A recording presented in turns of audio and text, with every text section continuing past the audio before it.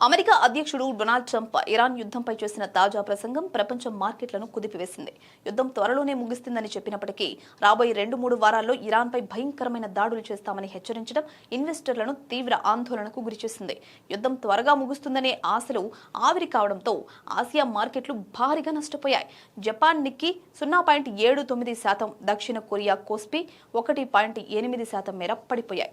భారత మార్కెట్లు కూడా తీవ్రంగా నష్టపోయాయి. హర్మూజ్ జలసంధి మూసివేతపై స్పష్టత లేకపోవడం, యుద్ధం మరింత తీవ్రమవుతుంది అనే సంకేతాలతో ముడి చమురు ధరలు ఒక్కసారిగా పెరిగాయి. బ్రెంట్ క్రూడ్ ధర 6% పెరిగి బ్యారెల్ $107 దాటింది. మార్కెట్లో అనిశ్చితి నెలకొనడంతో ఇన్వెస్టర్లు సురక్షితమైన ఆస్తుల వైపు మొగ్గు చూపారు. ఫలితంగా యుఎస్ డాలర్ విలువ పెరిగింది. ఇరాన్ను రాతి యుగానికి పంపిస్తామన్న ట్రంప్ వ్యాఖ్యలు, యుద్ధం ఆయన చెప్పినట్లు 2 వారాల్లో ముగియకపోవచ్చని, సుదీర్ఘంగా కొనసాగి ప్రపంచ ఆర్థిక వ్యవస్థను దెబ్బతీస్తుందని విశ్లేషకులు ఆందోళన వ్యక్తం చేస్తున్నారు.